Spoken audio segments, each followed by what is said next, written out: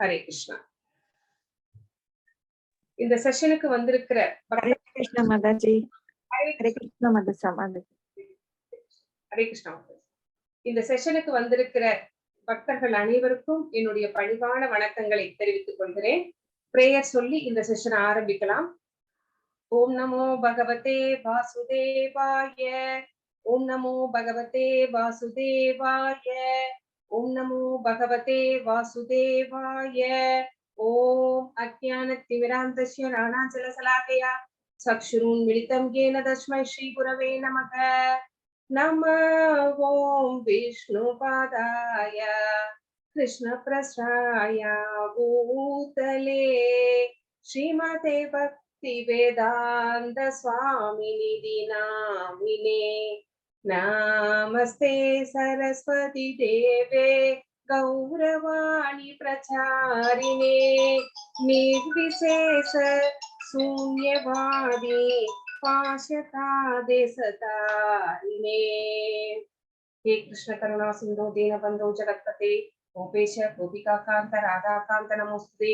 तप्त कांचन गौरंगी राधे वृंदावनेश्वरी वृषभानुसुते देवी प्रणमामि हरिप्रिये. जय श्री कृष्ण चैतन्य प्रभु नित्यानंद श्री अद्वैत गदाधारा श्रीवासादि गौर भक्त विरंदा. हरे कृष्णा कृष्ण कृष्ण हरे हरे, हरे राम राम राम हरे हरे.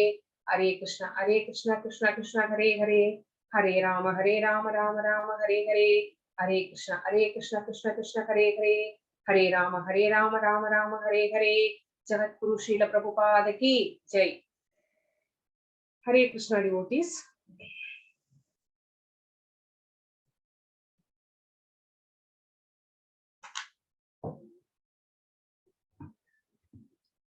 இன்னைக்கு சதாச்சார் கிளாஸ்ல நம்ம இருக்கோம்.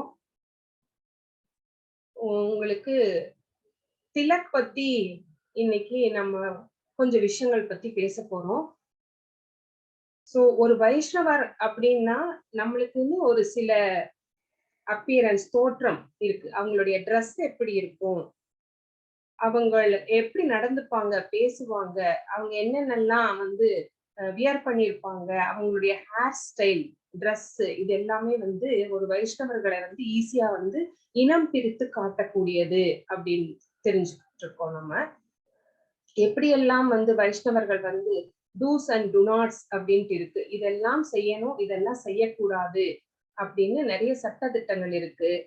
அந்த வைஷ்ணவர்களுடைய அந்த கல்ச்சர் பத்தி தான் நம்ம பார்த்துட்டு இருக்கோம். இது வரைக்கும் பார்த்தது வந்து நீங்க ட்ரெஸ் வரைக்கும் பார்த்துருக்கீங்க. இன்னைக்கு நம்ம பார்க்க போறது வந்து திலக் பத்தி பார்க்க போறோம். நான் உங்களுக்கு ஷேர் பண்றேன் ஸ்கிரீனை.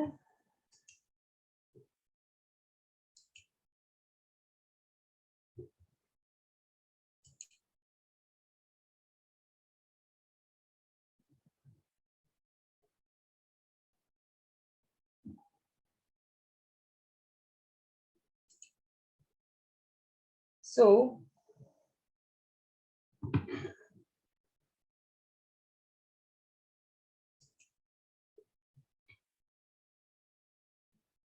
வைஷ்ணவா ட்ரெஸ் பத்தி பார்த்திருப்பீங்க நீங்க. இனி நம்ம பார்க்க போறது வந்து திலக் தான் நம்ம பார்க்க போறோம். நீங்க போன வாரம் பார்த்ததை சும்மா ஒரு ரீகேப் மாதிரி பார்த்திடலாம்.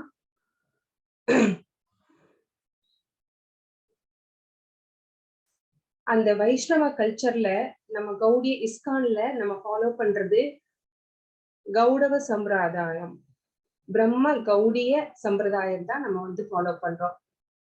பிரபுபாதருடைய வழி வந்தது.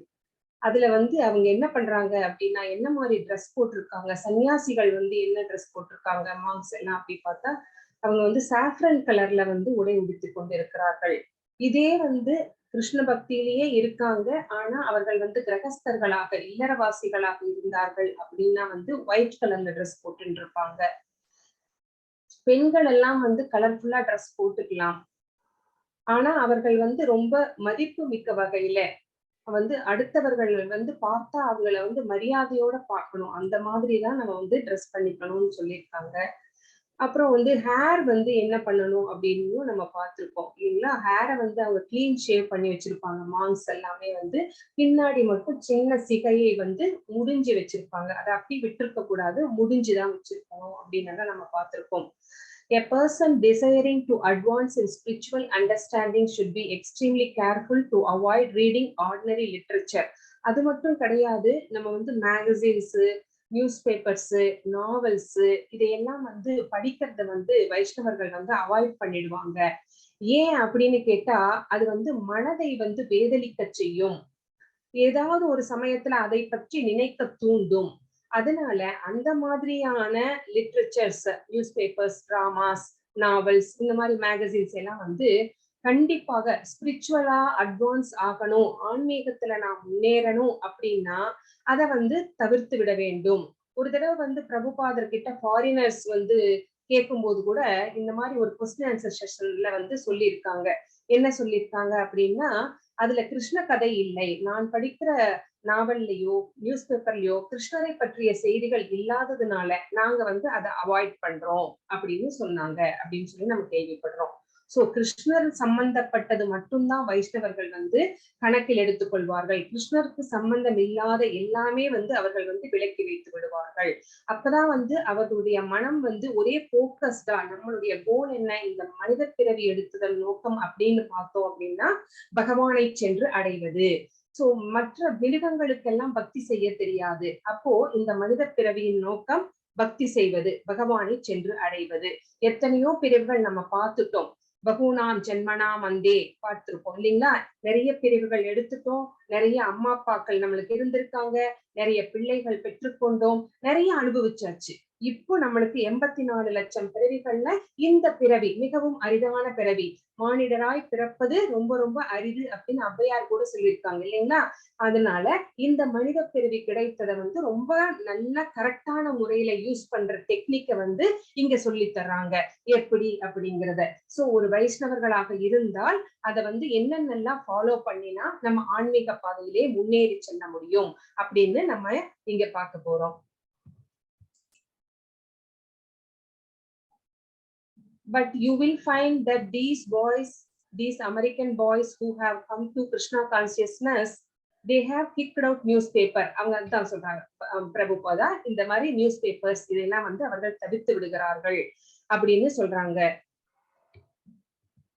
It is a waste of time கூட சொல்றாங்க. அது வந்து நமக்கு கிடைத்திருக்கிறது, நம்மளோட லைஃப் ஸ்பேன் வந்து ரொம்ப ஷார்ட். சோ அந்த ஷார்ட் டைமை ரொம்ப வேஸ்ட் பண்ணாம பக்தி செய்து நம்ம வந்து ஆன்மீக பாதையிலே முன்னேறி செல்ல வேண்டும். சில சமயங்கள்ல வந்து பிரபுபாதர் பிளைட்ல எல்லாம் டிராவல் பண்ணும் போதெல்லாம் கூட அந்த மூவிஸ் எல்லாம் கூட பிளே பண்ணுவாங்க. அப்போ என்ன பண்ணுவாங்க அப்படின்னா, அவரு கண்ணை மூடிக்குவாராம். சோ அதை வந்து பார்ப்பதற்கு அவர் விரும்புவதில்லை. சோ ஏன் அப்படின்னு கேட்டா, நம்ம பார்க்கிற சீன்ஸ் எல்லாம் வந்து நம்மளுடைய அடிமனதிலே வந்து பதிந்து விடும். சோ எப்பவாவது நம்ம சும்மா இருக்கும்போது அந்த நினைவுகள் வந்து நம்மை வந்து தடுமாற செய்யும். அந்த எண்ணங்கள் அதை பத்தி நினைக்க தூண்டும். சோ இந்த மாதிரி இம்ப்ரெஷன்ஸ் வந்து நம்மளுக்கு உருவாகிவிடும். அந்த எண்ணங்கள் பதிந்து விட்டால் அது நம்மளை வந்து டிஸ்டர்ப் பண்ணிக்கிட்டே இருக்கும். அதனால வந்து அதை தவிர்த்து விடணும் அப்படின்னு சொல்றாங்க. இப்போ ரெக்ரியேஷன் நம்மளுக்கு வந்து இது கிருஷ்ண பக்தி அப்படிங்கிறது ரொம்ப சீரியஸா போற மேட்டரா அப்படின்னு கேட்டா இல்ல. அங்க ரெக்ரியேஷன் இருக்கு. என்னென்ன ரெக்ரியேஷன் இருக்கு, அங்க வந்து பகவானை பற்றி பாடலாம்.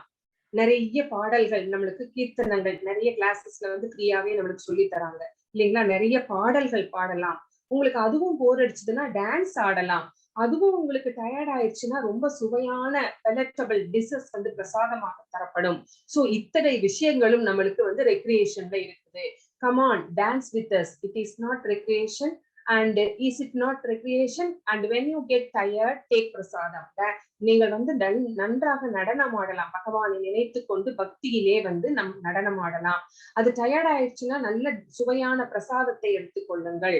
To you want more recreation? இன்னும் நீங்க வந்து உங்களுக்கு பொழுதுபோக்குகள் வேணுமா அப்படின்னு கேட்டா, நம்ம என்ன பண்றோம் அப்படின்னா, பாலே டான்ஸுக்கு போறோம், எங்கெங்கயோ போறோம். அங்கெல்லாம் போகும்போது அவங்க வந்து சார்ஜ் பண்றாங்க. அது வந்து சார்ஜ் மணி, நம்ம டிக்கெட் வாங்கி நம்ம உள்ள போக வேண்டி இருக்கு. ஆனா இங்க வந்து எல்லாமே வந்து ஃப்ரீயாவே நம்ம தர்றோம் இல்லைங்களா? உங்களுக்கு மியூசிக் வேணுமா, மியூசிக் இருக்கு. டான்ஸ் வேணுமா, டான்ஸ் இருக்கு. அதுக்கப்புறம் என்ன பண்றாங்க, மியூசிக்கல் இன்ஸ்ட்ருமெண்ட்ஸ் எல்லாம் வந்து பிளே பண்ணலாம். கர்த்தால் அந்த மாதிரி எல்லாம். சோ இதுல எல்லாம் வந்து ஜாயின் பண்ணி நம்ம வந்து நம்மளுடைய பொழுதுபோக்கை வந்து வளர்த்துக்கலாம். அதுவும் பகவானோட சேர்ந்து, சோ பகவானுடைய நினைப்பிலே நம்ம வந்து வளர்த்து கொள்ளலாம். சோ ரொம்ப சுவையான உணவுகள் எல்லாமே பிரசாதமாக தரப்படுகிறது அப்படின்னு ஸ்ரீல பிரபுபாதாவோட லெக்சர்ல இருந்து நம்ம தெரிஞ்சுக்கிறோம். இப்போ உடை அப்படின்னா ஏன் அந்த உடைக்கு ரொம்ப முக்கியத்துவம் தர்றோம் அப்படின்னு கேட்டா, ஒவ்வொருத்தருக்கும் ஒவ்வொரு உடை இருக்கு. ராணுவ வீரர்கள் ஒரு பார்த்தாவே தெரிஞ்சிடும் ராணுவ வீரர். இப்ப நம்ம ட்ரெயின்ல எல்லாம் டிராவல் பண்றோம் அப்படின்னு வச்சுக்கோங்களேன். அங்க அங்க வந்து நம்ம வந்து ராணுவ வீரர்கள் வர்றாங்க அப்படின்னா, அந்த ட்ரெயின்லயே டிராவல் பண்றாங்க அப்படின்னா எதை வச்சு தெரிஞ்சுக்கிறோம்? அவங்களுடைய ட்ரெஸ்ஸை வச்சு தெரிஞ்சுக்கிறோம். போலீஸ் அப்படின்னா அவங்களுடைய ட்ரெஸ்ஸை வச்சு தெரிஞ்சுக்கிறோம். ஒரு கல்யாணம் நடக்குது அப்படின்னா மணப்பெண் யாரு, மணமகன் யாரு அப்படிங்கறத அவங்களுடைய ட்ரெஸ்ஸை வச்சு தெரிஞ்சுக்கிறோம். சோ இதே மாதிரிதான் ஸ்கூல்ல வந்து யூனிஃபார்ம்ஸ் எல்லாம் போட்டிருப்பாங்க குழந்தைங்க. அதை வச்சு அது வந்து பள்ளி பிள்ளைகள் அப்படிங்கறது நம்ம தெரிஞ்சுக்கிறோம். அதே மாதிரிதான் மாங்ஸ், இந்த மாதிரி சன்னியாசிகளுக்கும் வந்து இந்த உடை பொருத்தமானது அப்படின்னு சொல்லப்பட்டிருக்கிறது. The saffron robes and the shaven head are not essential, although they create a good mental situation. Just as when a military man is dressed properly, he gets energy. So, ஒரு military man வந்து அந்த ட்ரெஸ்ஸ போட்டுக்கிட்டாவே ஒரு energy வரும் இல்லைங்களா? ஆனா அந்த ட்ரெஸ்ஸ போட்டுக்கிட்டாதான் நான் போர் செய்வேன்னு யாரும் சொல்ல போறது கிடையாது. ஆனா அந்த ஒரு ஃபீலிங்க கொடுக்கக்கூடியது அந்த ட்ரெஸ் அப்படின்னு சொல்லப்படுகிறது. In the same way, God consciousness cannot be checked. It can be revived in any circumstances, but certain conditions are helpful. So சில சிச்சுவேஷன்ஸ்ல இது வந்து இந்த ட்ரெஸ் அப்படிங்கிற இந்த வைஷ்ணவ கல்ச்சர், அவங்களோட ட்ரெஸ், அவங்க என்ன அணிந்து கொண்டிருக்கிறார்கள் அப்படிங்கறதா ரொம்ப ரொம்ப ஹெல்ப்ஃபுல்லா இருக்கும். சோ அதனால ட்ரெஸ் இன் அ வே, ஈட் இன் அ வே, சோ அந்த எந்த மாதிரியான உணவுகள் நம்ம எடுத்துக்கிறோம், எந்த மாதிரி ட்ரெஸ் பண்ணிட்டு இருக்கிறோம் அப்படிங்கறது எல்லாமே கூட நம்ம வந்து இந்த கல்ச்சர்ல ரொம்ப முக்கியம்.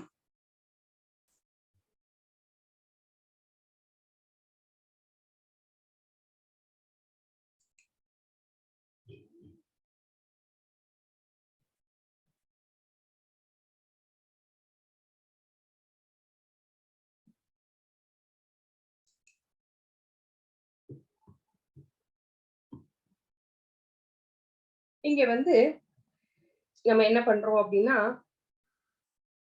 பகவானை சம்பந்தப்படுத்தக்கூடிய நினைவுகள், அத வந்து சேர்த்துதான் நம்மளுடைய இந்த திலக், இந்த ட்ரெஸ் எல்லாமே வந்து வடிவமைக்கப்பட்டிருக்கிறது. சோ பகவானை வந்து எதெல்லாம் நினைவுபடுத்தாதோ அதை வந்து நம்ம வந்து விலக்கி வைத்து விட வேண்டும் அப்படின்னு நம்ம வந்து தெரிஞ்சிட்டு இருக்கோம். From the instructions given to King Prataparuda by Sarvabhauma Bhattacharya, we can understand that we may change our dress in any way to facilitate our service. When our members change their dress to meet the public or to introduce our books, they are not breaking the devotional principles. The real principle is to spread the Krishna consciousness movement, and if one has to change into regular Western dress for this purpose, there should be no objection. So இடத்துக்கு ஏத்த மாதிரி, டைமுக்கு ஏத்த மாதிரி நம்ம வந்து ட்ரெஸ்ஸை வந்து சேஞ்ச் பண்ணிக்கலாம். அது தப்பு கிடையாது. இப்போ ஒரு கோயிலுக்கு போறோம் அப்படின்னா, கோயிலுக்கு போகும்போது அங்க என்ன வந்து ட்ரெஸ் கோட் இருக்கோ அதை வந்து நம்ம யூஸ் பண்ணணும்.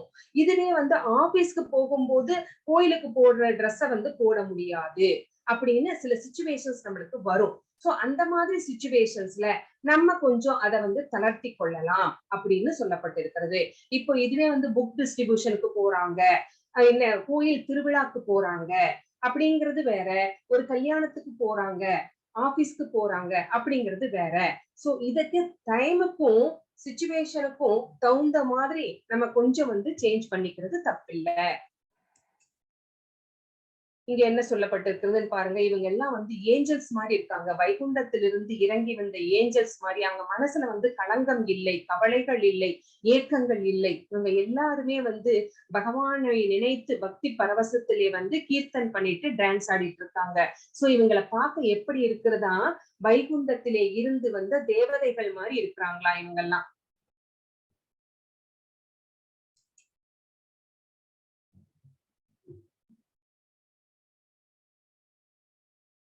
சோ என்ன முக்கியம் அப்படின்னு சொல்றாங்க இங்க.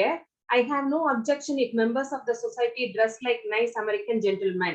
So dress பண்ணிக்கோங்க, ஆனா என்ன பண்ணுங்க அப்படின்னா, but in all circumstances a devotee cannot avoid tilak. எந்த சூழ்நிலையிலும் இந்த திலகம் வைப்பதை யாரும் அவாய்ட் பண்ண கூடாது.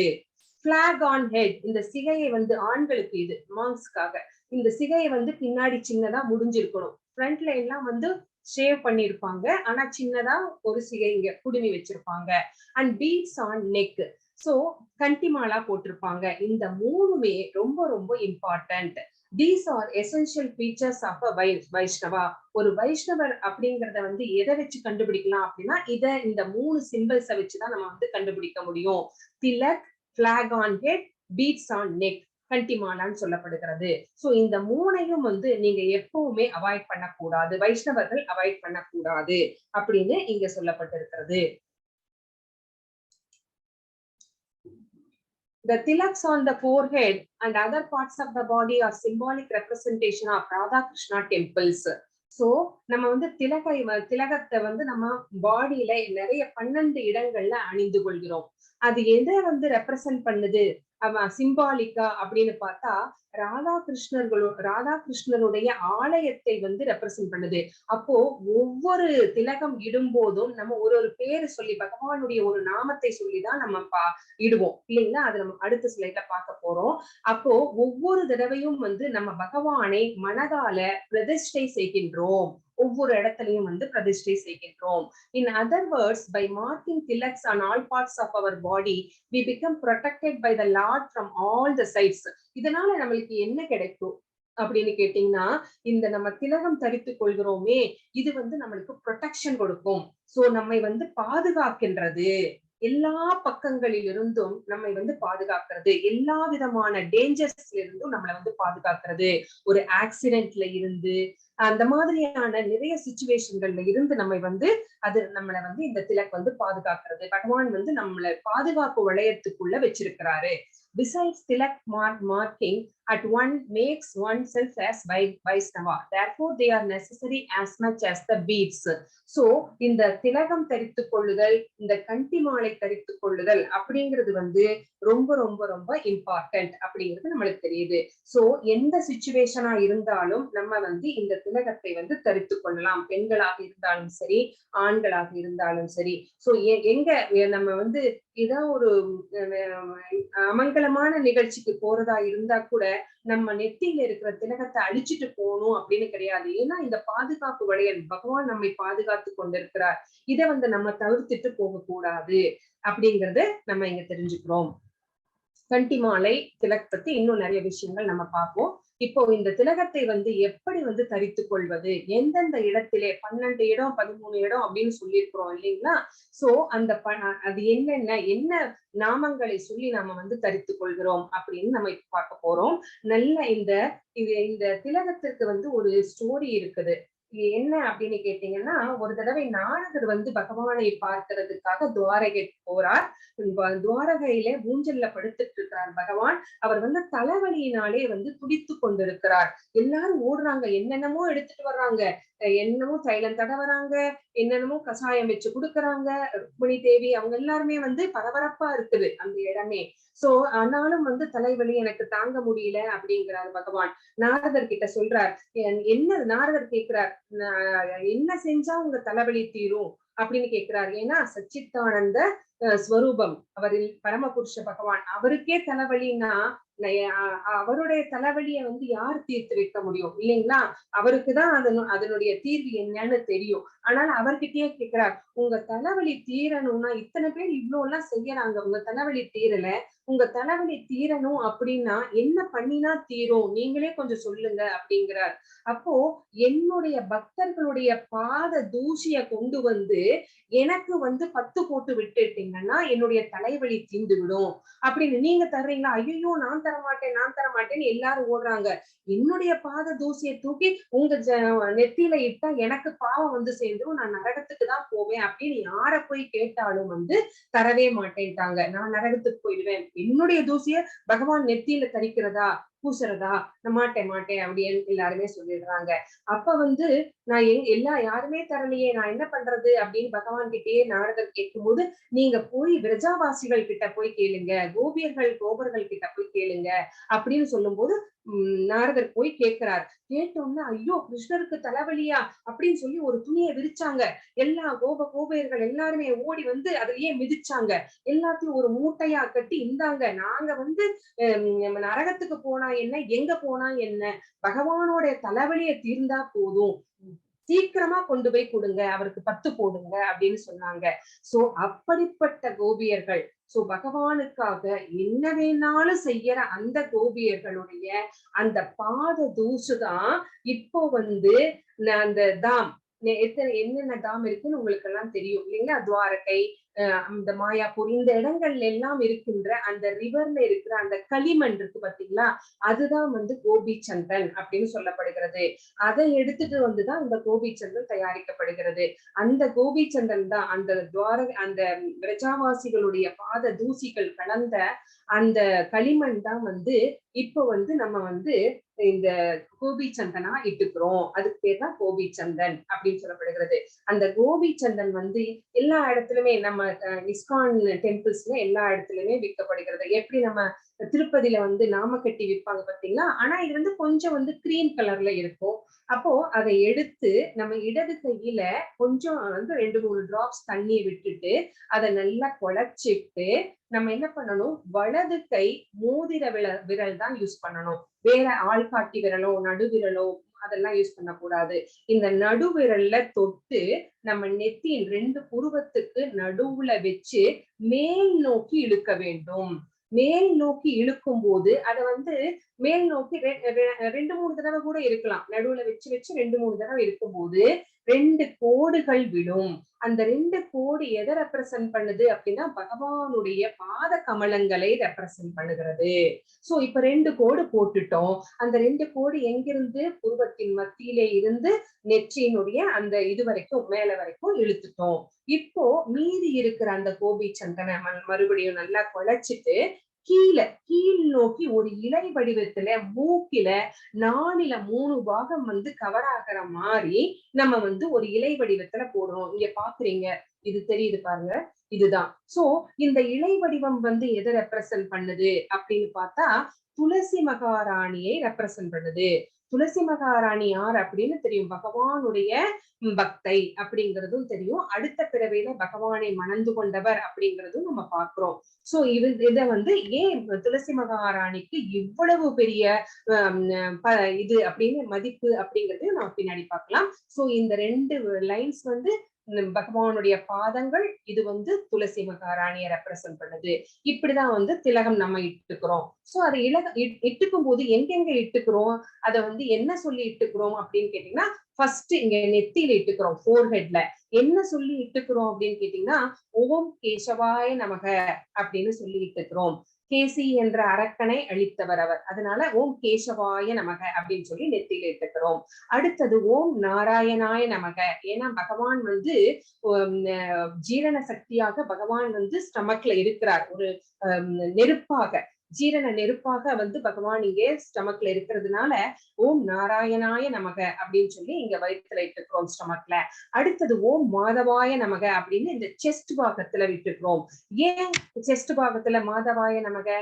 மாதவா மாதவா அப்படின்னா என்ன அர்த்தம்? திருமகளின் கணவரே. அந்த திருமகள் எங்க இருக்காங்க? பகவானுடைய நெஞ்சில தானே நீங்காம இருக்கிறாங்க. அதனால அங்க வந்து மாதவாய நமக அப்படின்னு சொல்லி செஸ்ட்ல இட்டுக்கிறோம். அடுத்தது வந்து கோவிந்தாய நமக.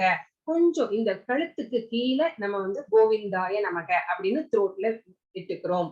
சோ அடுத்தது விஷ்ணுவே நமக அப்படின்னு ரைட் சைட்ல, 5வது இந்த இடத்துல இங்க நம்ம இட்டுக்கிறோம்.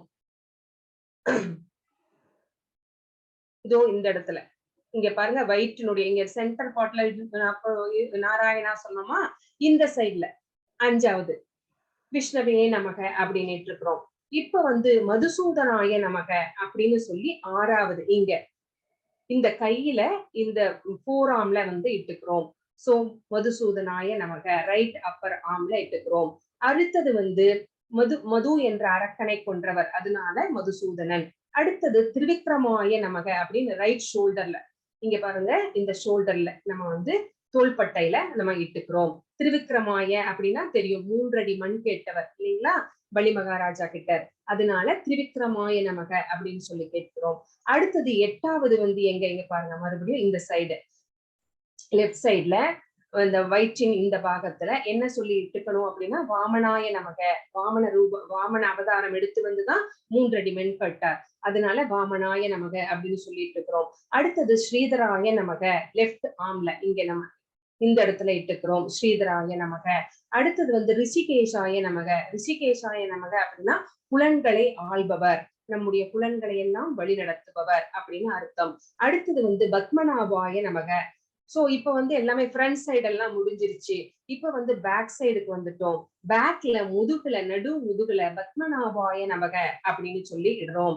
சோ அடுத்தது வந்து தாமோதராய நமக, அந்த பேக்ல அந்த இதுக்கு கீழே கொஞ்சம் கீழே வந்து நம்ம வந்து தாமோதராய நமக lower back, upper back lower பேக்ல இட்டுக்கிறோம்.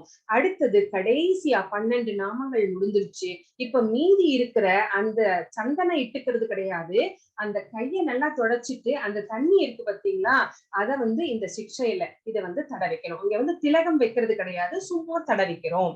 சோ ஓம் கேசவாய நமக, ஓம் நாராயணாய நமக, ஓம் மாதவாய நமக, ஓம் கோவிந்தாய நமக, ஓம் வைஷ்ணவாய, ஓம் விஷ்ணவே நமக, ஓம் மதுசூதனாய நமக, ஓம் திரிவிக்ரமாய நமக, ஓம் வாமனாய நமக, ஓம் ஸ்ரீதராய நமக, ஓம் ரிஷிகேஷாய நமக, ஓம் பத்மநாபாய நமக,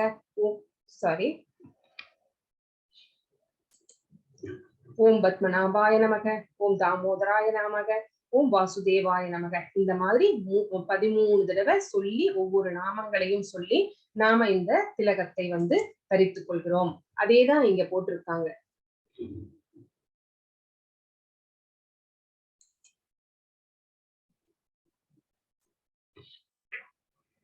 இப்போ it does not matter where a person who wears tilak dies. ஒரு திலகம் அணிந்த ஒருத்தர் வந்து எங்கே எப்படி இறக்கிறார் அப்படிங்கிறது வந்து பிரச்சனை இல்லை, ஒண்ணும் இல்ல. Even if he is a chandala, அவன் நிறைய பாவங்களை செய்தவராக கூட இருக்கட்டும், ஆனா அவர் வந்து திலகம் அணிந்திருக்கிறார் அப்படின்னா, வைஷ்ணவ கல்ச்சர்ல இருக்கிறார் அப்படின்னா, he goes to my abode riding on a spaceship. அவரை வந்து விண்ணுலகத்திலே இருந்து வந்த தேர் வந்து அது எங்க கூட்டிட்டு போகுமா, பகவானுடைய அந்த கோலோக விருந்தாவனம். கோலோக விருந்தாவனம் அப்படிங்கிறது ஆன்மீகத்திலே இருக்கின்ற வைகுண்ட லோகங்களுக்கெல்லாம் வந்து ஒரு தலைமை இடம் சரிங்களா, அந்த இடத்திற்கு, அதுதான் அங்க வந்து கோலோக விருந்தாவனத்திற்கு அழைத்து செல்கிறது அப்படின்னு இங்க போட்டிருக்கிறோங்க. A person wearing tilak eats in somebody's house. அப்படிப்பட்ட ஒரு திலகம் அணிந்த ஒரு வைஷ்ணவர் வந்து ஒரு வீட்டுல போய் சாப்பிடுறாரு, உணவு எடுத்துக்கிறார், பிரசாதம் எடுத்துக்கிறார் அப்படின்னா, I deliver 20 generations of his host from hell. அவர்களுடைய உறவினர்கள் அந்த ஜெனரேஷன்ஸ், எத்தனை ஜெனரேஷன்ஸ், 20 தலைமுறைகள் வந்து 20 தலைமுறைகள்ல யாராவது வந்து நரகத்திலே இருந்தார்கள் அப்படின்னா அவர்களுக்கு நான் மோட்சத்தை அளிக்கின்றேன் அப்படின்னு பகவான் சொல்றாரு. அது எங்க நம்ம பாக்குறோம் அப்படின்னா,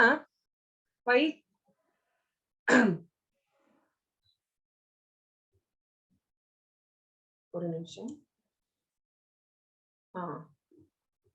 Even if in the past he has committed hundreds of sins, அவர் வந்து அந்த முன்னாடி நிறைய தவறுகளையும் பாவங்களையும் செய்திருந்தா கூட பரவாயில்லை. If a person wears Gopi Chandan Tilak, then Yamaraja cannot take him away. How then can Yamaraja's messengers touch him? So ஒருத்தர் வந்து சண்டாளராக இருந்து நிறைய பாவங்களை வந்து செய்திருந்தாலும் கூட, இதுக்கு சரியான எக்ஸாம்பிளா யார சொல்லலாம் அப்படின்னு கேட்டா அஜாமிலனை சொல்லலாம். அஜாமிலன் என்ன பண்ணிரா, அந்த ஸ்டோரி எல்லாம் நம்மளுக்கு தெரியும் இல்லைங்களா. சோ அந்த அஜாமிலன் வந்து இங்க வந்து கரெக்டா எக்ஸாம்பிளா சொல்ல முடியும். Even if the past has committed hundreds of sins, அவர் செய்யாத தவறுகளே கிடையாது. கொலை செய்தார், கொள்ளையடித்தார், அப்புறம் வந்து பிராமணர்களை துன்புறுத்தினார், ஒரு விவசாயியுடன் தொடர்பு கொண்டார். சோ அவர் எல்லாமே பண்ணினார், எல்லா தப்புமே பண்ணினார். ஆனாலும் அவர் கடைசியில நாராயணா அப்படின்னு ஒரு தவறுதலாகத்தான் அவர் வந்து நாராயணா அப்படின்னு ஒரு பேரை சொன்னாரு.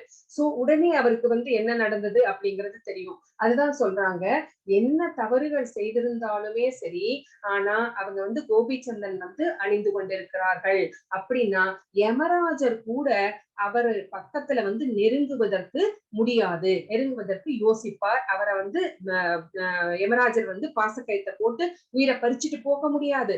யமராஜர்னாலேயே முடியாதப்போ யம தூதர்கள்னால முடியுமா? முடியவே முடியாது. சோ அவ்வளவு சக்தி வாய்ந்தது இந்த திலகம். A sinner who daily wears Gopi Chandan Tilak goes to Lord Krishna's supreme abode Golaka, which is beyond the world of matter. So இந்த ஆன்மீக வெளியிலே ஒரு ஓரத்துல நம்ம பௌதீக உலகம் இருக்கு. அந்த ஆன்மீக வெளியிலே ஒரு தலைமை இடமாக கோலோக விருந்தாவனம் பகவானுடைய திருநாடு இருக்கு. டெய்லி இந்த சந்தனை இந்த திலக்கை அணிந்து கொண்டவர்கள் பெரிய பாவங்கள் எல்லாம் செய்தவர்களாக இருந்தாலும் சரி, பகவானுடைய திருநாட்டை அவர்கள் அடைகிறார்கள் அப்படின்னு இங்கே கர்க சம்ஹிதா சொல்கிறது.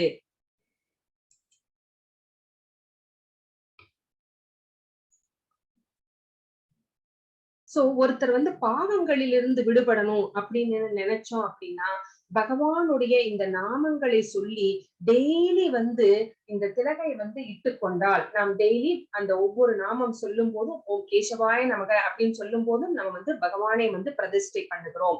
சோ ஒவ்வொரு இடத்துலயும் நம்ம இந்த உடல் அப்படிங்கிறது ஒரு கோயிலுக்கு, ஆலயத்திற்கு சமம். ஏன்னா நம்ம மனசுல யார் இருக்கிறார்? பகவான் பரமாத்மாவாக வீற்றிருக்கிறார். சோ இந்த ஆலயத்தை நம்ம எப்படி வச்சுக்கணும்? அலங்காரமாக வைத்துக் கொள்ள வேண்டும். சோ அப்படி அலங்கரிக்கிறதுக்கு தான் இந்த திலகம். சோ யார் இந்த மாதிரி திலகத்தை அணிந்து கொண்டிருக்கிறார்களோ அவர்கள் கொஞ்சம் கொஞ்சமாக பாவங்களிலே இருந்து, அந்த கலங்கங்களிலே இருந்து அவர்கள் விடுபடுகிறார்கள் அப்படின்னு பத்ம புராணம் சொல்கிறது. இப்போ வைஷ்ணவர்களுடைய டிரெஸ் பத்தி இங்க சொல்லப்பட்டிருக்கிறது. கஷ்யப முனிவர் என்ன சொல்றார் அப்படின்னு கேட்டா, அவங்களுடைய மனைவி, அவருடைய துணைவியாரை நல்லா அலங்காரம் பண்ணிக்கணும், நல்ல ட்ரெஸ் பண்ணிக்கணும் அப்படின்னு சொல்லுவார். எதுக்காக அப்படின்னா, கணவன் அருகிலே இருக்கும் போது அந்த மாதிரி எல்லாம் ட்ரெஸ் பண்ணிக்கணும். ஆனா கணவர் இல்லங்கும் போது அவர்களுக்கு அலங்காரத்தை தவிர்த்து விட வேண்டும் அப்படின்னு சொல்லப்பட்டிருக்கிறது. சோ மினி ஸ்கர்ட்ஸ் எல்லாம் போட்டுக்கிற அந்த கல்ச்சர் நம்ம நாட்டுல கிடையாது. நம்ம நாட்டுல என்ன கல்ச்சர் அப்படின்னா, உடலை நன்றாக மூடி அந்த மறைத்துக் கொள்வார்கள் இல்லைங்களா? அந்த மாதிரிதான் இருப்பாங்க. சோ அந்த மாதிரியான ஒரு புடவை அப்படிங்கிறது ரொம்ப நம்மளுடைய கல்ச்சர்ல ரொம்ப முக்கியத்துவம் வாய்ந்தது. சோ அந்த மாதிரி ஃபேஷனபிள் ட்ரெஸ்ஸுக்கெல்லாம் நம்மளுடைய கல்ச்சர்ல இடமே கிடையாது. சோ ஒரு தெருவுல நடந்து போகும்போது அவங்கள பார்த்தா, அவங்களுடைய ட்ரெஸ்ஸ பார்த்தா அவங்கள மதிக்க தோன்றணுமே ஒழிய மற்றவர்களை தூண்டக்கூடிய அந்த மாதிரியான விஷயங்கள் நடக்கக்கூடாது. சோ அந்த மாதிரிதான் பெண்கள் உடை அணிந்து கொள்ள வேண்டும். சோ அதுதான் நம்மளுடைய சாஸ்திரங்கள்ல சொல்லப்பட்டிருக்கிறது. சோ இதெல்லாம் எதுக்காக திலகம் அணிஞ்சுக்கிறது, இந்த மாதிரி ட்ரெஸ் பண்ணிக்கணும், ட்ரெஸ் கோட் எல்லாம் சொல்றாங்கன்னா ஃபார் பியூரிபிகேஷன். நம்ம ஆன்மீகத்துல முன்னேறணும் அப்படின்னா நம்மளுடைய உடலும் தூய்மையாக இருக்கணும், உள்ளமும் தூய்மையாக இருக்கணும். அதுதான் இங்கே சொல்லப்பட்டிருக்கிறது. ஸ்ரீமத் பாகவதத்துல இது சொல்லப்பட்டிருக்கிறது. According to Vedic civilization, respectable woman cannot be seen even by the sun.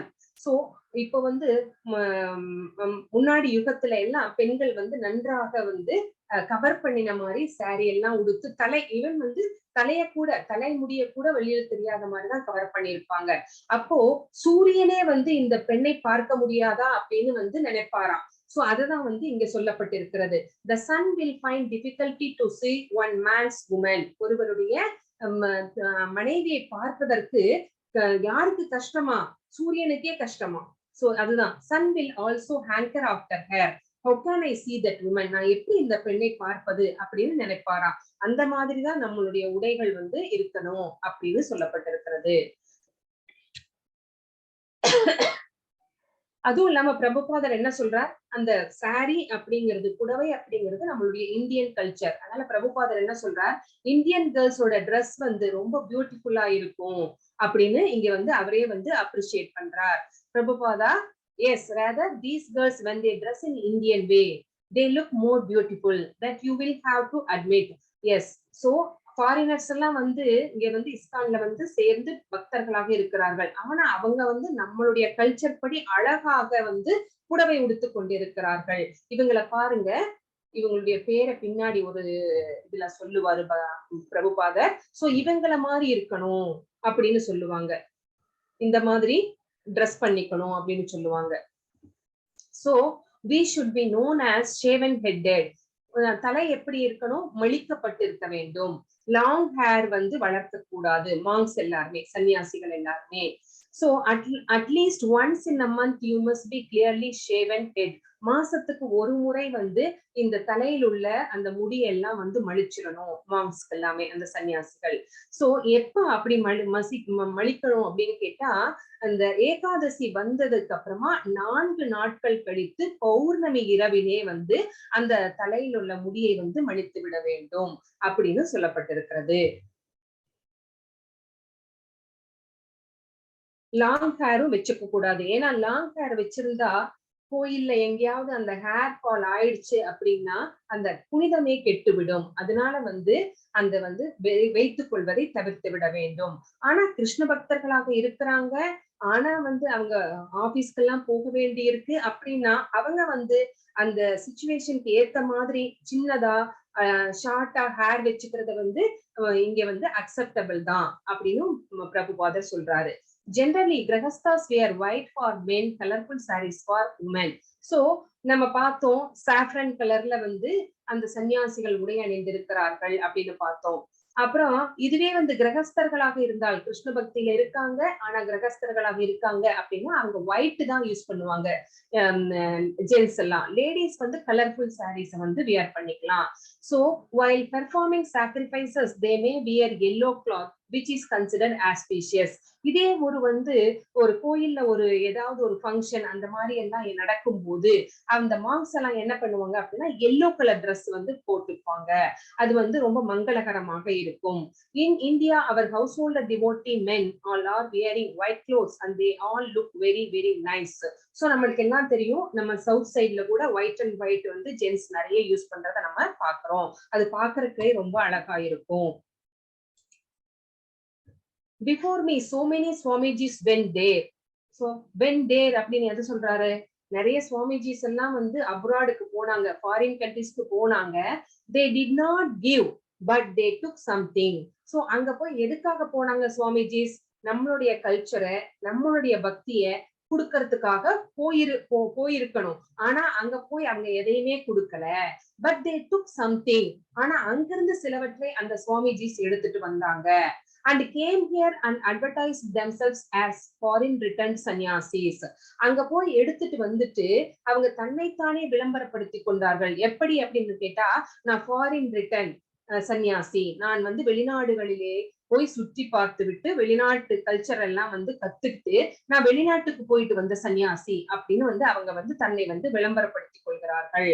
அது மட்டும் கிடையாது, அவங்க கத்துக்கிட்டு சில விஷயங்கள், வேண்டாத விஷயங்களை கத்துக்கிட்டு வந்து இங்கே மக்களை வந்து அதை வந்து சொல்லி கொடுத்து அதை அவங்களும் மக்களும் ஃபாலோ பண்ணி அவங்களை வந்து தவறாக வழி நடத்துகிறார்கள். they lost even their original dress. அவங்களுடைய கல்ச்சர் என்ன, நம்மளுடைய இந்திய பண்பாடு என்ன அப்படிங்கிற அந்த ஒரிஜினல் ட்ரெஸ்ஸ கூட அவங்க வந்து விட்டுட்டாங்க. everyone knows I have never changed my dress. எந்த சிச்சுவேஷன்லயும் பிரபுபாதர் அமெரிக்காக்கு போனாலும் சரி, எத்தனையோ கண்ட்ரிகள் உலகம் முழுக்க எத்தனையோ தடவை சுத்தி வந்துட்டார், 12 தடவை சுத்தி வந்துட்டார். ஆனாலும் அவருடைய ட்ரெஸ் இதே ட்ரெஸ் தான். என்னைக்குமே அவர் வந்து மாறினதே கிடையாது, மாத்திக்கிட்டதே கிடையாது. rather I have given the dress to the foreigners. ஆனா என்னுடைய இந்த ட்ரெஸ்ஸ வந்து ஃபாரினர்ஸ் எல்லாருமே வந்து உடுத்துகிறார்கள். நான் என்ன இந்த ட்ரெஸ் உடுத்துறேனோ அதே ட்ரெஸ்ஸ ஃபாரினர்ஸ்க்கும் கொடுத்திருக்கேன். சோ அவங்க எல்லாருமே வந்து அதை உடுத்துகிறார்கள். and they have taken it. அத வந்து அவங்க ரொம்ப சந்தோஷமா, இந்த சன்னியாசியா மாறினவங்க இந்த சன்னியாச ட்ரெஸ்ஸ ரொம்ப சந்தோஷமா போட்டுட்டு இருக்காங்க. சோ நான் கொடுத்திருக்கேன். ஆனா so many swamijis went there and they did not give. So ஃபாரினுக்கு போனா கூட அவர்கள் நம்மளுடைய கல்ச்சரை அவங்களுக்கு கொடுக்கல அப்படின்னு இங்க வந்து பிரபுபாதர் சொல்றார். இங்க பாருங்க எவ்வளவு அழகா இவங்க கிரகஸ்தர் அப்படின்னு தெரியறது, ஒயிட் அண்ட் ஒயிட்ல இருக்கார். இவங்க எல்லாம் சன்னியாசி அப்படின்னு தெரியறது. சோ இந்த மாதிரி சாஃப்ரன் கலர் ட்ரெஸ் போட்டு இருக்காங்க. எல்லாருடைய நெத்தியிலும் பாத்தீங்கன்னா திலக் இருக்கு.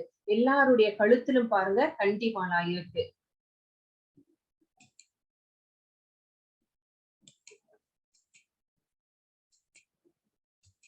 ஓகே, இதோடைய கன்க்ளூஷன் என்ன அப்படின்னு நம்ம பாத்திரலாம்.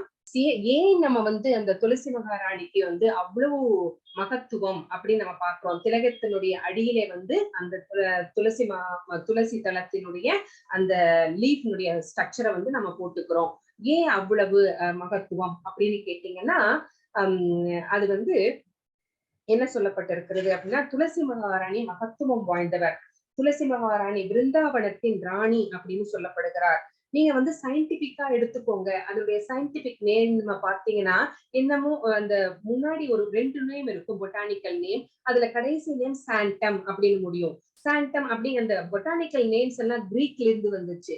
சோ அந்த அந்த ஆங்கிலேயர்கள் வந்து என்ன பண்றாங்க அப்படின்னா ஈவன் வந்து துளசி தேவியை வந்து தெய்வீகமானவள் அப்படின்னு அவங்களே வந்து ஒத்துக்கிறாங்க. சோ அது மட்டும் கிடையாது, ஆயுர்வேத மருந்து தயாரிப்புல பாருங்களேன், நிறைய மருந்துகள் வந்து துளசி இல்லாம செய்ய மாட்டாங்க. நிறைய கஷாயங்கள் எல்லாமே வந்து அவ்வளவு ஆன்டிசெப்டிக்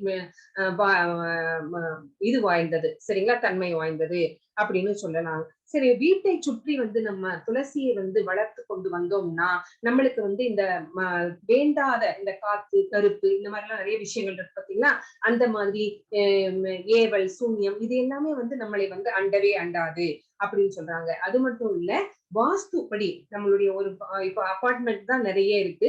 அந்த அபார்ட்மெண்ட் எல்லாமே வாஸ்துப்படி கட்டப்பட்டு இருக்கா அப்படின்னு நம்மளுக்கு தெரியாது. அந்த வாஸ்து குறைபாடு இருந்தா அதை வந்து இடிச்சு இடிச்சு நம்மளால கட்ட முடியாது மறுபடியும். அந்த மாதிரி இருக்கும்போது நம்ம வீட்டினுடைய கிழக்கு பகுதியிலயோ வடக்கு பகுதியிலயோ ஒரு சின்ன துளசி மாடம் வச்சு அந்த துளசி மகாராணிய வளர்த்துக்கிட்டு அந்த சின்ன சின்ன விளக்கேத்தி தூபம் காட்டி பூஜைகள் செய்யும் போது அந்த வாஸ்து தோஷம் எல்லாம் வந்து நீங்குகிறது அப்படின்னு சொல்லப்படுகிறது. சோ அந்த துளசி மகாராணியை வலம் வரும்போது ஒரு பிரம்மகத்தி தோஷமாக இருந்தாலும் கூட, பிரம்மகத்தி தோஷம் அப்படின்னு எதை சொல்றோம், ஒரு பிராமணரை கொல்லுவது, தாயாரை வந்து துன்புறுத்துவது, பசுமாட்டை கொள்வது, இதனால வந்து நம்மளுக்கு என்ன அப்படின்னு கேட்டாங்கன்னா பிரம்மகத்தி தோஷம் தான் நம்மளுக்கு கிடைக்கும். இந்த பிரம்மகத்தி தோஷம் கூட அந்த துளசி மகாராணியை வந்து வலம் வந்து வணங்கும் போது 3 முறை வணங்கும் போது வலம் வரும்போது ஒவ்வொரு ஸ்டெப் எடுத்து வைக்கும் போதும் நம்முடைய பாவங்கள் எல்லாம் தீயிலே பட்ட தூசாக பஞ்சு வந்து நம்மை விட்டு நீங்குகிறது. பஞ்சு வந்து தீயில விழுந்துருச்சுன்னு வச்சுக்கோங்க, அது என்ன ஆகும், ஒரு நிமிஷத்துல ஒரு செகண்ட்ல தூசா மாறிடும் இல்லைங்களா, சாம்பல் ஆயிடும். அந்த மாதிரி நாம் செய்த பாவங்கள் எல்லாமே நம்மை விட்டு நீங்குகிறது.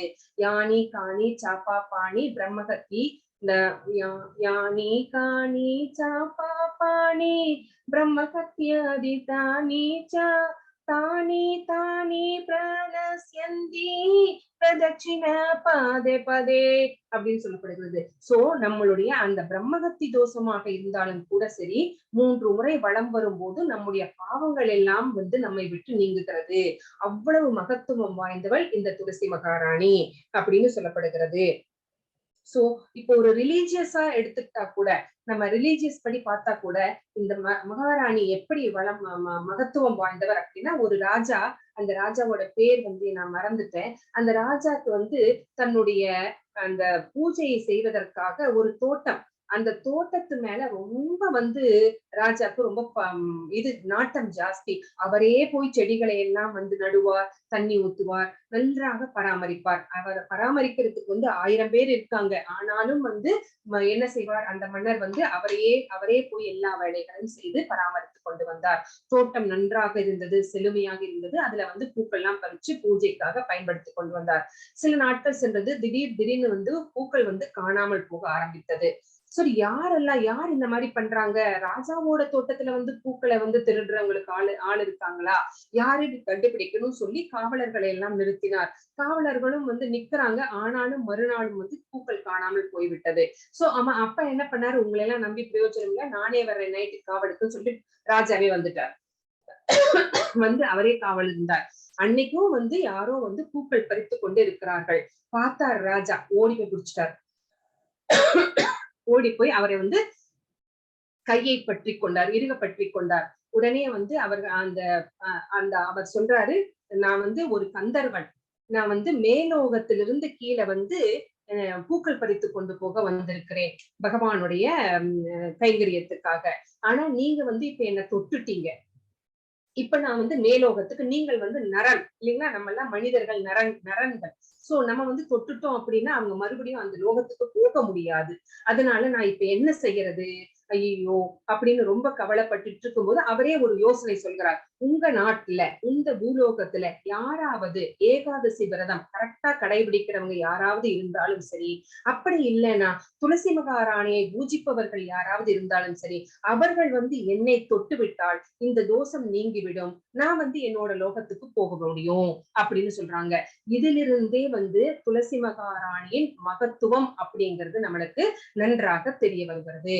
சோ துளசி மகாராணியை பூஜிப்பவர்கள் வந்து தொட்டாவே இந்த பூலோகத்திலே இருந்து அவர்களுடைய லோகத்துக்கு போக முடியும் அப்படின்னா அவங்க வந்து எப்படிப்பட்டவர், அவங்களுடைய மகத்துவம் என்ன அப்படின்னு நம்ம புரிஞ்சுக்கிறோம். சோ இந்த துளசி மகாராணியினுடைய ஒவ்வொரு தலங்களும் வந்து லக்ஷ்மி தேவியின் அம்சம் அப்படின்னு சொல்லப்படுறாங்க. இந்த துளசி மகாராணி ஒரு சமயம் வந்து எங்க விருந்தாவனத்துல வந்து துளசி மகாராணிக்கு வந்து என்ன அப்படின்னு கேட்டா, என்ன சேவை அப்படின்னு கேட்டா, பகவானும் ராதா கிருஷ்ணர் 2 பேரும் இன்னைக்கு எந்த வனத்துல, பிருந்தாவனத்துல 12 காடுகள், 12 வனங்கள், எந்த வனத்திலே வந்து ராதா கிருஷ்ணர் 2 பேரும் வந்து லீலைகள் செய்ய போகிறார்கள் அப்படிங்கிறத தேர்ந்தெடுத்து அதை வந்து அலங்காரம் பண்ண வேண்டியது வந்து இந்த துளசி மகாராணியுடைய சேவை. அதுதான் வந்து அந்த சேவையை தான் வந்து ரொம்ப இஷ்டமா செஞ்சுட்டு இருப்பாங்க. அவங்களுக்கு 2 கிளிகள் வந்து அசிஸ்டண்டா இருப்பாங்க. யாருக்கு, துளசி மகாராணிக்கு 2 அசிஸ்டன்ட் கிளிகள். அந்த கிளிகள், ஒருத்தர் வந்து சுகர், அவர் வந்து ஆண் கிளி, இன்னொரு கிளி வந்து சரிகா, அவங்க வந்து பெண் கிளி. இந்த 2 பேரும் வந்து போய் எல்லா காடுகள்லயும் சுத்தி பார்த்து எந்த காடு இன்னைக்கு பெஸ்ட் அப்படின்னு வந்து ரிப்போர்ட் வந்து கொடுப்பாங்க. யார்கிட்ட, துளசி மகாராணி கிட்ட. ராதா கிருஷ்ணர் வந்து இந்த காடுல வந்து இன்னைக்கு லீலைகள் பண்ணினா நல்லா இருக்கும் அப்படின்னு 2 பேருமே வந்து டிஸ்கஸ் பண்ணுவாங்க. 2 பேருமே வந்து சொல்ற ரிப்போர்ட்டை எல்லாம் அமைதியா கேட்டுட்டு அப்புறம் ஏதாவது ஒண்ண வந்து துளசி மகாராணி வந்து தேர்ந்தெடுப்பாங்க. அப்படிதான் ஒரு தடவை அந்த கிளிகள் வந்து மதுவனத்துக்கு போகுது. மதுவனத்திலே வந்து மாமரங்கள் நிறைந்து இருக்கிறது மதுவனத்திலே. அந்த மாமரத்திலே வந்து எப்படி இருக்கிறதாம் பழங்கள், அந்த தோலும் கிடையாது, உள்ள வந்து விதையும் கிடையாது. அப்படி சாறு வந்து தேனொழுக கொட்டிக்கிட்டே இருக்கான். அதே மாதிரிதான் பலாமரங்களும், பலாமரத்திலயும் வந்து வெளியில இருக்கிற அந்த தோலும் இல்ல, உள்ள இருக்கிற அந்த கொட்டையும் இல்ல. எப்படி இருக்கு அந்த ஜூஸ் வந்து அவ்வளோ ஒரு ஹனி மாதிரி இருக்கான். தேன் அப்படி பலா சொலையிலிருந்து தேன் சொட்டிக்கொண்டே இருக்கிறதா. இந்த ஜூஸ் எல்லாம் வந்து யமுனையிலே கலந்து ஒரு ஜூஸ் ஆறாக ஓடிக்கொண்டிருக்கிறதா.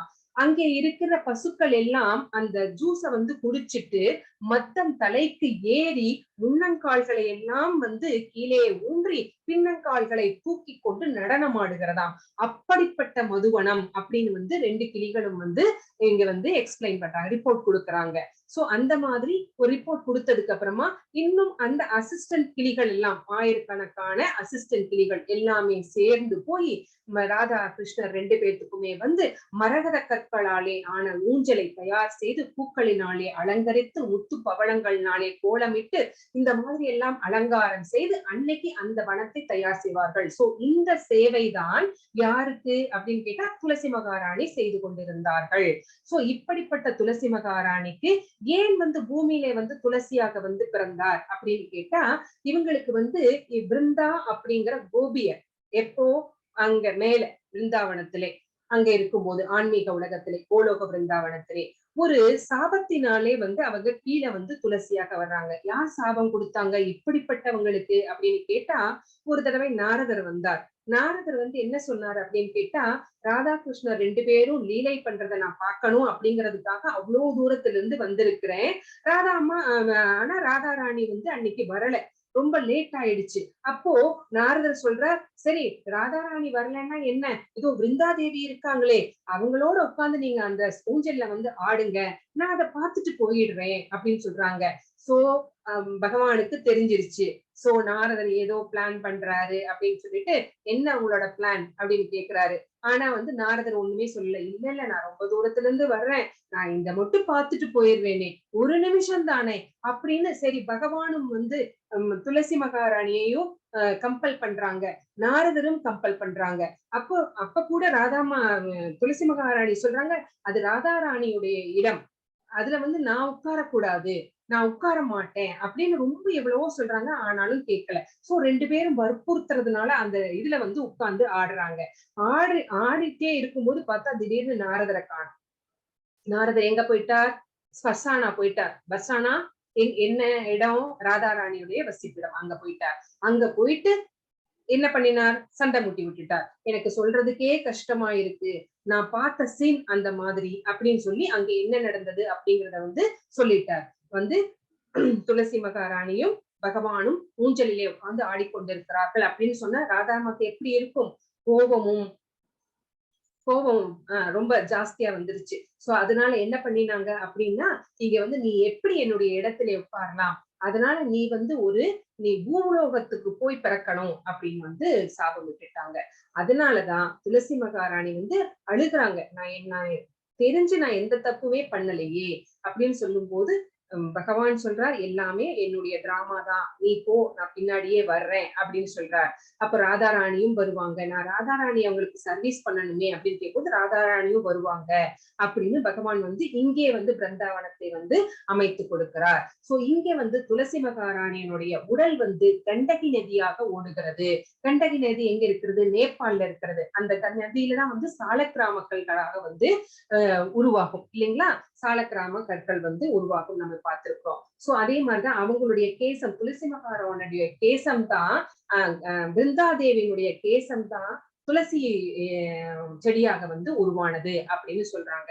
சோ இங்க வந்ததுக்கு அப்புறமா கூட இந்த துளசி மகாராணி ஜலந்தர் அப்படிங்கிற ஒரு அசுர மன்னனை வந்து மணந்து கொள்கிறார். அந்த அசுர மன்னனுக்கு இந்த துளசி மகாராணி ரொம்ப பவித்திரமானவர். அந்த பவித்திரத்தினாலே அந்த ஜலந்தரனுடைய அசுரனுடைய சக்தி பெருகி கொண்டே போகிறது. சோ இந்த அசுரனுடைய சக்தி பெருகினா எல்லாத்துக்கும் கஷ்டம்தான் இல்லைங்களா? அதர்மம் தலை தோவும். அதனால இவனை எப்படி வந்து வீழ்த்துவது அப்படின்னு பகவான் யோசிக்கிறார். சோ இந்த பவித்திரத்தன்மையினாலே தானே இவனுடைய சக்தி பெறுகிறது. சோ இந்த துளசியினுடைய பவித்திரத்தை குறைக்க வேண்டும் அப்படின்னு சொல்லி ஏமாத்தி துளசியினுடைய பணிவிடைகளை எல்லாம் பெற்றுக்கொள்கிறார். சோ இந்த பணிவிடைகள் எல்லாம் ஏமாற்றி பெற்றுக்கொண்டதுனாலே அவங்க வந்து துளசி மகாராணி கோவிச்சு நீங்க வந்து கல்லாக போகணும் அப்படின்னு சொல்லிட்டாங்க. அதனாலதான் கண்டகி நதியிலே சாலக்கிராமமாக பகவான் வந்து கற்களாக அந்த இருக்கிறார் அப்படின்னு ஒரு ஸ்டோரி சொல்லப்பட்டிருக்கிறது. சோ இதுதான் வந்து துளசி மகாராணியுடைய கதை. சோ இவ்வளவு பவித்திரம் வாய்ந்த துளசி மகாராணி தான் நம்ம வந்து பகவான் பக்கத்திலேயே இருக்கிறாங்க. அந்த அசுரன் இருக்கான் பாத்தீங்கன்னா, அவன் தான் சங்கசூடன், ஜலந்தரன் அப்படின்னு ஒரு பேரு. சோ அவன் வந்து சங்காக மாறினான். சோ எந்த பூஜையாக இருக்கட்டும், துளசியும் சங்கும் இல்லாமல் எந்த கோயிலிலுமே பூஜை நிறைவுறாது.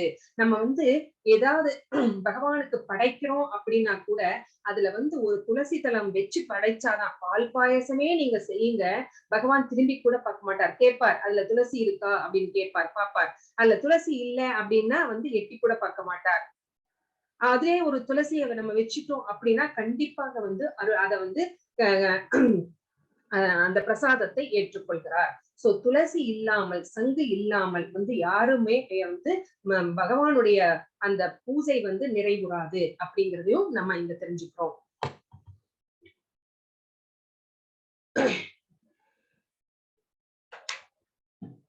சோ இதனுடைய கன்க்ளூஷன் என்னன்னு நம்ம இப்ப பாத்திரலாம்.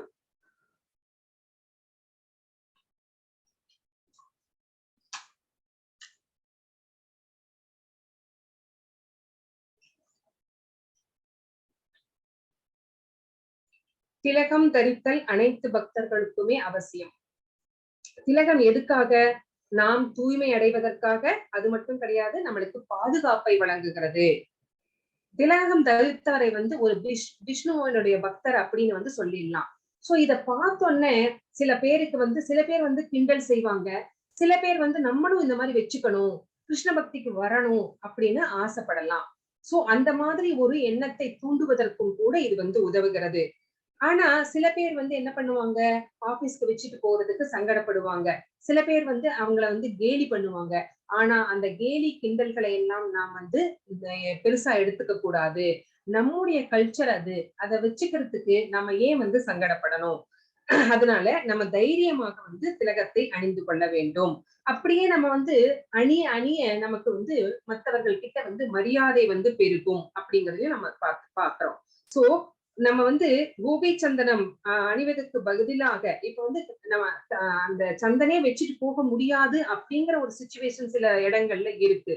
அந்த மாதிரி சிச்சுவேஷன்ல நாங்க என்ன பண்றது அப்படின்னா, நம்ம நீரினாலே அந்த திலகத்தை தரித்துக் கொள்ளலாம்.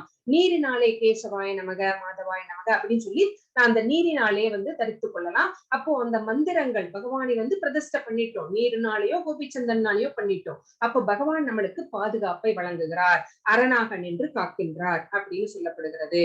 சோ மந்திரங்களின் பாதுகாப்பு நம்மளுக்கு கிடைக்கிறது. திலகம் தரிப்பதற்கு நிறைய பொருள்கள் இருக்கிறது. அது வைஷ்ணவர்கள் பயன்படுத்துவது, கௌடிய வைஷ்ணவர்கள் பயன்படுத்துவதுதான் கோபிச்சந்தன் அப்படிங்கிறது. சோ அது என்ன அப்படின்னா, மஞ்சள் நிற களிமண் பிருந்தாவனத்துல, நவதீப்ல, இந்த மாதிரி இடங்கள்ல, இஸ்கான் கோயில்கள்லயும் விற்கப்படுகிறது. அந்த திலகத்தை எப்ப தரிச்சுக்கணும் அப்படின்னு கேட்டா, நீராடிய பின் நம்ம நன்றாக துவைத்த சுத்தமான உடையை அணிந்து கொண்டு நம்ம வெளியில நம்ம தரிச்சுக்கணும். பாத்ரூம்குள்ளேயே இந்த திலகத்தை தரிக்க கூடாது. சோ எப்படி தரிக்கணும் அப்படிங்கறத நான் உங்களுக்கு சொன்னேன். சோ மோதிர விரல்ல தான் தரிக்கணும் அப்படிங்கறதும் சொன்னேன். சோ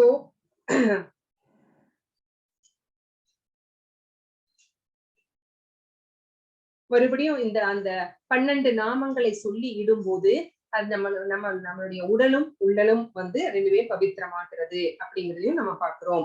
சோ இந்த மந்திரங்கள் எந்த வரிசையில் சொல்லணும் அப்படிங்கறத நான் மறுபடியும் ஒரு தடவை சொல்றேன். ஓம் கேசவாய நமக, ஓம் நாராயணாய நமக, ஓம் மாதவாய நமக, ஓம் கோவிந்தாய நமக, ஓம் விஷ்ணவே நமக, ஓம் மதுசூதனாய நமக, ஓம் திரிவிக்ரமாய நமக, ஓம் வாமனாய நமக, ஓம் ஸ்ரீதராய நமக, ஓம் ரிஷிகேஷாய நமக, ஓம் பத்மநாபாய நமக, ஓம் தாமோதராய நமக.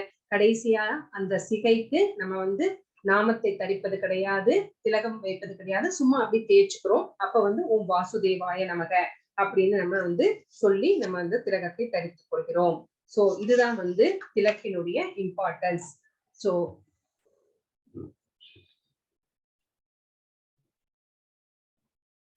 திலகத்தை பத்தி எனக்கு தெரிஞ்ச விஷயங்களை நான் உங்களுக்கு சொல்லியிருக்கிறேன்னு நினைக்கிறேன். நான் இதோட இந்த செஷனை முடிச்சுக்கிறேன். வாஞ்சா கல்பதருக்ஷ கிருபா சிந்து பிரியேவச பதிதானாம் பாவனேப்யோ வைஷ்ணவேப்யோ நமோ நமக.